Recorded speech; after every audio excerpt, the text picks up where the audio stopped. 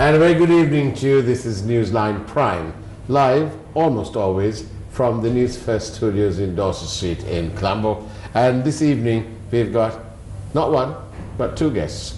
And we're talking about departures from process, and we're talking about a commitment to securing Sri Lanka's national energy security.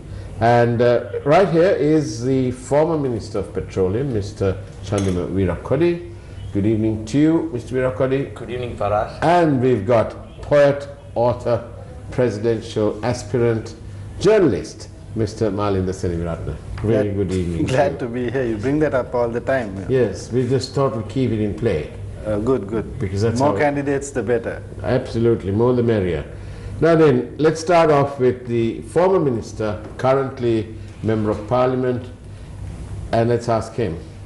Mr. Virakodi, we've been following this business about the oil refinery in Hambantota, or in Mirijavila. Yeah. Now, one of the things that struck me as being completely odd is that in a cabinet memorandum presented by the Minister of International Trade, Mr. Malik Samaravikraman, he talks about all sorts of things, and then he mentions a company. And it's dated, you know, this cabinet memo is dated and all that. It is all fine. But there's a slight problem. On the day that he speaks so much about securing this investor, about making sure this investor doesn't go off to some other place, and so on, that company that he speaks of hasn't even been formed. So several questions come to my mind. The minister clearly knew something that the public didn't know. And isn't this another form of misleading the cabinet? Well, it's mainly more than misleading the cabinet. It's another futile attempt to mislead the public. Close upon last elections, the biggest talk was about an investment by the Volkswagen, which never materialized. So this is number two, as I see, because I mean, they're talking about close to $4 billion investment. It's not peanuts. When an investor considers bringing in such a lot of money, they have to have market. And of course, we have about 40% of our requirement presently imported from other countries as refined products. And we have a refinery in place in Sri Lanka which is functioning. So the refinery, the proposed refinery, is not a refinery that will produce 100,000 in capacity. It's going to be more than that. So first question of the investor will be, where are we going to supply the balance excess? They don't have an arrangement because there is no other place that they can supply to immediately. And then can't they sell it, supply it to the passing ships? 350 ships pass. Well, that's like, you know, starting some business on your imagination. But you have to have when you invest such a lot of money, you have to get a firm commitment. You can't do it in a day or two. But anyway, the Hambantota was supposed to be a failed port project. No ships were going to come. It was called the White Elephant. So that's what the government said. So if that is the case, then you can't. Yes, because they said that. Admittedly, according to them, on one hand they say it's a failed project, and on the other hand, they say okay, there will be business. So like leave that aside, but they say, but any prudent investor, these are not fly-by-nights. We'll think of that. And then approvals. Look at the water requirement. In order to run a refinery, you need about 15 million gallons of water approximately per day. So you get Hambantota, Hambantota doesn't have drinking water. That's a huge issue. This proposal to set up a refinery in Hambantota has been there since 1994. The time the Presidential Task Force for Southern Area Development was formed in 1995, this proposal has been there. But due to these practical reasons, investors were reluctant. Yeah. So, and on top of everything, that is because of that. It is because of that. Of course, when you look at the port and its future prospects, any investor gets attracted. But we have not been able to provide with water, the main issue, and then the solution for offtake. What is that is manufactured in excess. So all those issues have not been resolved, and also there is a existing refinery in Sri Lanka which should be refurbished, and of which the capacity should be increased. So in this scenario, do you think a prudent investor would walk in like that? Of course, we would welcome if we get an investment as Sri Lankans. But money launderers will find it an attractive investment. Yeah, so I mean, it's obvious, as we understand, this so-called investor is a shady character. I don't know, it's up to the government to prove it. Now, in the eyes of Sri Lankan general public, this particular investor doesn't have There's a question, we change that shady to questionable. Because any quick search of Google and Wikipedia and so on will elicit the facts that Member of Parliament is referring to. And I have Sri Lanka. And sorry, government ministers as well. As Indian. As Sri Lankans, why aren't we, I mean, if we want a refinery, we have come out with a proposal to refurbish and upgrade our existing refinery. When the report is available with the ministry, which was approved by the expert committee, and the further subcommittee that was appointed by the CCM, which unanimously approved of the way forward. So according to which the investment could have been repaid within a period of maximum 6 years. And the income, the minimum income for the country, according to those statistics, is over $400 million US. There isn't a single business in this country that generates such a huge profit. I mean, with all those pluses on our side, we have not, this government didn't want to proceed with that. That's a big question. I mean, we had to, now we run the refinery which is about 50 years old, using obsolete technology. So in fact, I have my doubts as to whether our existing refinery is running at a profit. It is. It's not clear as to whether it runs at a profit because of its outdated technology. So without refurbishing and upgrading our own refinery, what are we talking about? Well, of course, for export purposes, if an investor comes in, we must certainly welcome. We welcome any investment into the country, but it should not be a fairy tale aimed at the future elections. What an unfortunate choice of words for fairy tale, and we're talking about Malik Samaravikrama. Well, partly. You are consistently unkind. I'm consistently unkind. Well, that's true. At least I'm being consistent, because these people are utterly and totally inconsistent. Malinda Seniviratna, I want to ask you this. As citizen Seniviratna, you have, obviously, you couldn't have missed the coverage of this whole Hambantota oil refinery business, because the press and the television, perhaps radio too, are full of it. Well, the honest truth is that now I want to say, the question is this, citizen Seniviratna, are you not concerned that in all this exercise about investor, DMK related investor, billions of dollars, $3.8, Singapore, company that's supposedly making a $3.8 billion investment, United States, American dollars, who's scared of the Americans, that kind of, that sort of thing. And they have a Gmail account as their email address. Okay, all right. I don't mean to be elitist, but a company with that amount should have their own email address. Okay? In the meantime, all the unions are playing the blame game about the power cuts, right? So most of our audience probably not even seeing this, and they'll have to rely on their telephones and the battery available. In the meantime, only one thing's happening. The people are suffering.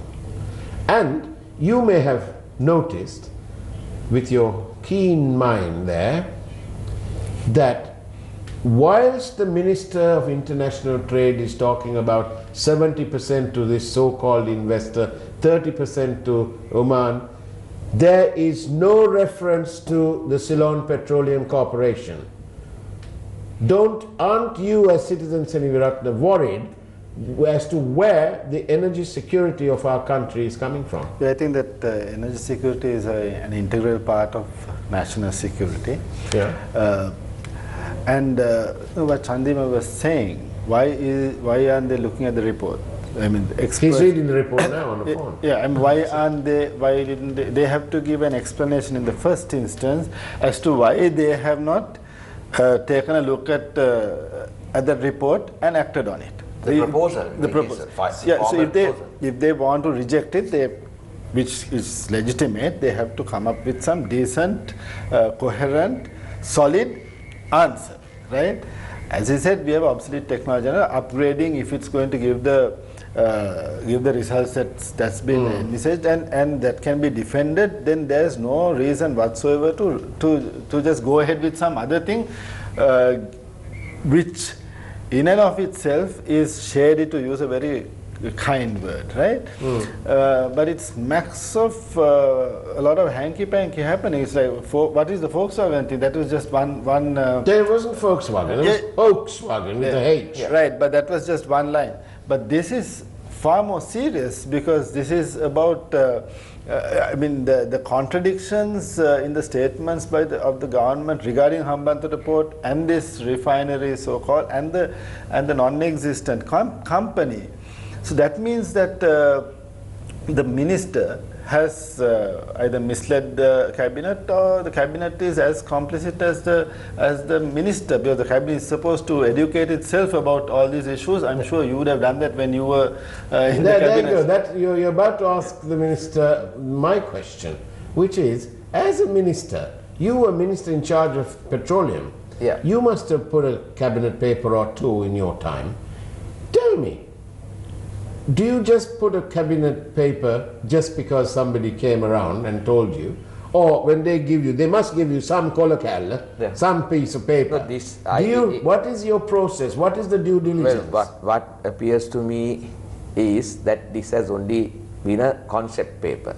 And like to go by the number of employment opportunities. Yeah. According to the cabinet paper, it's not even few hundreds. It's not 570 something. But it's under 600. Yeah, but under 600. Yeah. But what do they say to the general public? 10,000 employment opportunities will be available. Because the way what I'm saying is, they are on earth in a modern refinery. You can employ even 500. It's all misleading statements aimed at an election.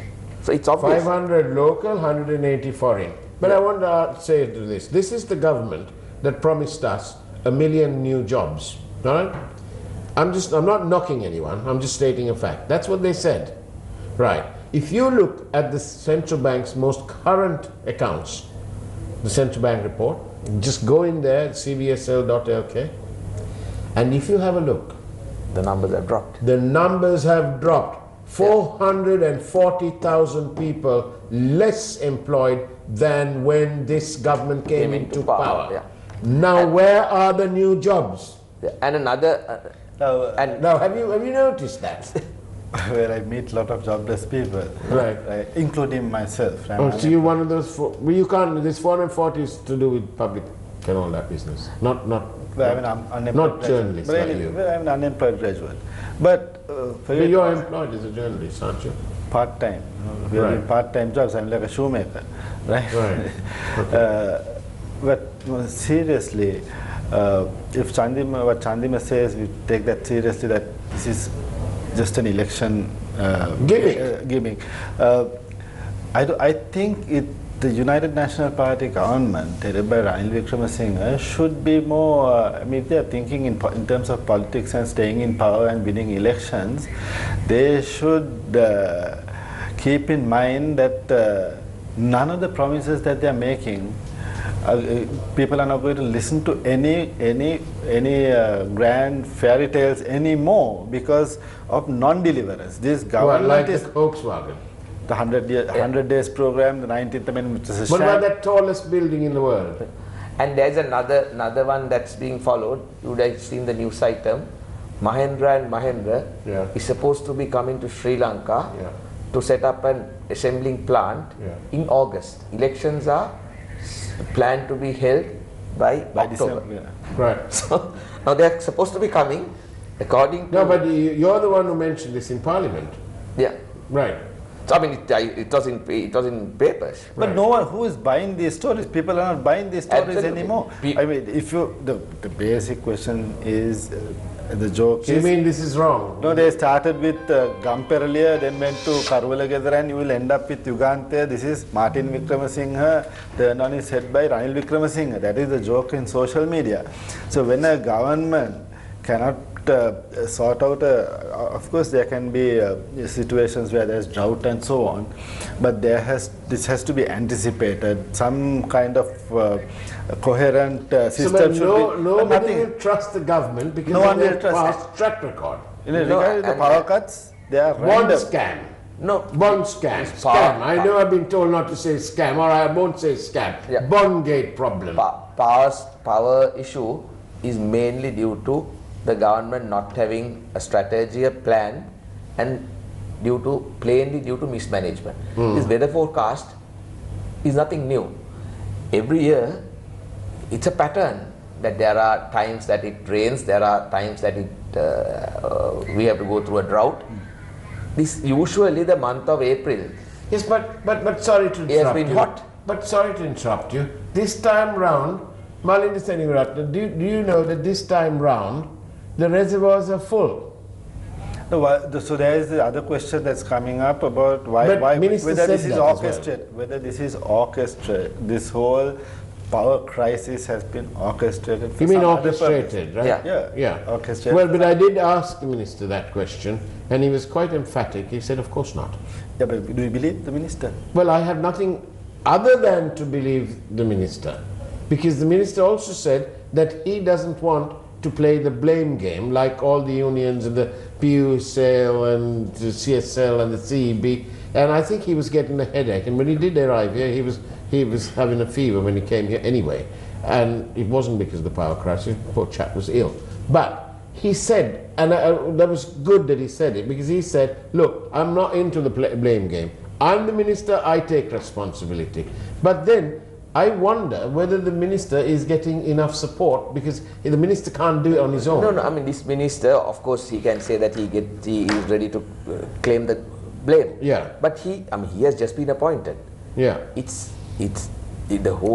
The responsibility should go to the government. Yeah. Government changes ministers as and when they want. They change according to a scientific strategy. Yeah. And this minister is supposed to be the minister in charge of business development as well. Now, what is happening to the business due to this power crisis? No, I think that's just been attached. I don't think there's anything. He's been given, as usual, with the unfortunate. I call him the unfortunate Ravi, because he's unfortunate. Every time he's given some ministry, he was given the Ministry of Finance, and has got 3 parts taken out and only left with 1 part, or something like that. And then he had the Ministry of Commerce, that was all engulfed in. Maybe he also demanded the development lottery and things like that. So, I mean, I don't think he's unfortunate. Come on, he's not unfortunate. He's been a blue-eyed boy. He has been, this man had to leave cabinet under a cloud. And that cloud didn't go away, but he was reappointed as a minister with another. But for whose fault? Whose fault? He wasn't. Don't you think he was a fall guy? I don't know that the United National Party will have to think about, but I wonder. No, why the United National Party? It is not the United National Party who gave the kid glove treatment to the Prime Minister. Right. You know, why wasn't he subject to a robust cross-examination by that ever wonderful Dappula de Oliveira. Why not? That the Attorney General, you should get the Attorney General here and ask Yeah, him a he question. won't come. He But won't come. yeah, but for us now, if I have been subjected, if I have been accused of wrongdoing, or I've been like shamed to the point where I have to resign or I've been kicked out, you don't put him back. You don't put him back without an explanation to the general public. Well, the general public, I'm playing devil's advocate. Right. The general public are saying, well, you know, if he's guilty, or if there's a prima facie case, charge him. Nobody's doing anything about it. Therefore, the fundamental cornerstone of the law in our country is what? Innocent before... innocent until proven otherwise. Okay? So, if he's innocent, why should he be left out of the cabinet? So, in that case... And what has been the #1 slogan of this government? Said those who had been into corruption will be brought before the law. Yeah. Has that happened? What about the Presidential Commission then? No, Presidential Commission on the bond issue. There were so many presidential commissions. Yeah. What happened finally? What about press effect? There was an amendment that was required to take action against them in courts, but that was delayed inordinately for months or years, and finally that was passed a couple of months ago. It is only now that it can really be activated. So who's responsible? I'll tell you what, I can answer that actually. Isn't it Minder? Hasn't he got a deal going with the others? I mean, if Mind is so smart, but come on, he's got to be smart. No, if you say that he's so smart, what right this government has to come before people? I mean, they gave a promise. What do you think? They gave. I don't trust politicians. Yeah, they gave a promise. Years ago, when I was involved in politics, my father gave my wife a T-shirt. Right. Politicians are full of promises. So I mean, what did they promise? They promised certain thing to the people, and based on that, they came to power. If they play a game with mind according to you, I'm only not according to me. So not according to me. I'm saying what the flip side is. Don't try to put everything on mind there, because people have now people. But you can't pass that. But this government has to take responsibility. Now people have faith in mind. If you go walk on the streets, I mean, we don't have to. Like you just ask from anyone, any bystander. But actually now the bystanders are all shifting their allegiance to somebody called GR. We finished them, now it's not GR. Yes, that is because Mahinda Rajapaksa is not in a position to be elected. Mahinda Ivaraya can. No, not Ivaraya. People have trusted Mahinda, so they want a nominee of Mahinda Rajapaksa. A proxy.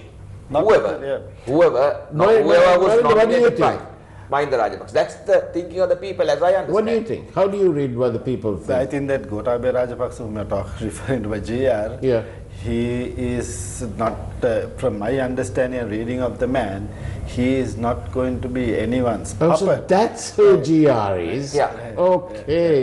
You didn't know, Carry on. You are such a baby. Carry on. But the thing is, look at this constitution. Chandima knows this.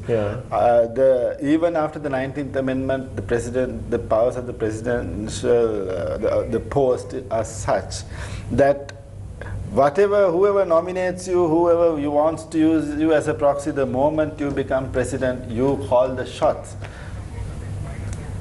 Yeah, but at the same time, after the amendment, and especially the next president will not be such a strong executive president, because he cannot hold. Thanks to whom? A minister. Thanks to the what? But I think, if it is his party that has the majority in parliament, and if he is the head of that particular party, if he is the head of the party. But in this scenario, People what does the Podujana Perumuna Constitution say about the in the event that a member of that party becomes president? Does he become? No, there is no such reference in that constitution. But anyway, when we are talking as though UNP doesn't have any chance. But right? hold on a minute. UNP doesn't. I mean, it's hold obvious. on a minute. But this young man, Chandamavira Kodi, cabinet minister former, and so on. He's not from the SLPP. He's from the SLFP. Yeah, why are you asking him about the SLPP for? No, SLFP and SLPP are all the same. Two factions of the same group. Yeah. Okay, let's say the anti-UNP camp in the country as of now. Then he would know. I don't know any of these people. All those who are against UNP. Are you with the SLPP or are you with the SLFP? No, we are with both parties. This is an alliance. I mean, more than a party. Now the people of this country want to change this government. So that is the expectation of the people. So we can't be now fighting about our party and whatever color and so on. We must come out with solid policies acceptable to the people and come to power and implement those. As I come towards the end of the program, short answers, same question to both of you, one at a time. Shall we let the young man go first? Are you saying I'm old? But okay. Right. Now then, same question to both of you. What do you think about the next presidential election? Who's going to be the candidates? Well, whoever who opposes this government, whoever who opposes this government with the backing of Mahinda Rajapaksa is the winning candidate. It's simple as that. Okay. Because people, I'm an elected member. I'm always with the people at and you're ear to the ground? I certainly. Even yesterday I was in my electorate in the district. So what I hear at every level is that they are expecting a government led by President Mahinda Rajapaksa to resolve the issues of this country. But at the same time, we are duty bound to come out with practical, implementable solutions to the issues and stick to those. Otherwise, this country is going to be disastrous. So it's not 2 minutes to you. Yeah. In terms of a question, if Ranil Wickremesinghe believes that he can win, he will be the candidate. If he believes that he cannot win, then there will be a fall guy, the word you use. Right? On the other camp, I believe that Gotabaya Rajapaksa seems to be the strongest contender to go against whoever the United National Party puts forward.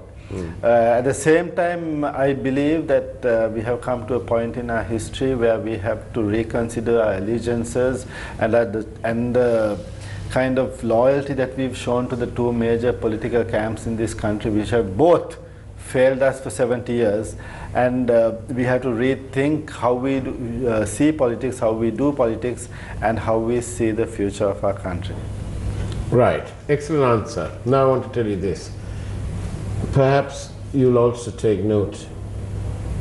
When you are elected into Parliament, and I don't mean nominated, I mean elected to Parliament, because it's harder. Yeah. And then when you get a certain amount of responsibility, obviously. Absolutely. Then you are asked to serve as a cabinet minister. Right? So that responsibility is even greater then. Do you think that as a cabinet minister you have any right, implied or otherwise, to sell off bits and pieces of our country's land base? Short answer. No, and not under any circumstances. That is because I must tell you, we are a small island nation. Already we have over 22 million population, and in future there are more to be born as Sri Lankans. We may die today, tomorrow, day after, but it is our duty, especially as a government, to preserve this country, protect this country, develop this country for the betterment of the future Sri Lankans as well. Thank you very much. And I want to finish this evening's program by repeating a quote from the third executive president of Sri Lanka, His Excellency Ranasinghe Premadasa, who lost his life in all this business. Second. However far, however close, or however powerful any nation may be, it has no right to aspire to control any other nation. Ladies and gentlemen, thank you very much for watching Newsline Prime. Have a great evening, wonderful week ahead, weekend even, starting tomorrow. Take care, have a great evening, and God bless. And gentlemen, thank you very much for bringing on the one and only Newsline Prime. There's no other program quite like it. Thank you. Thank you.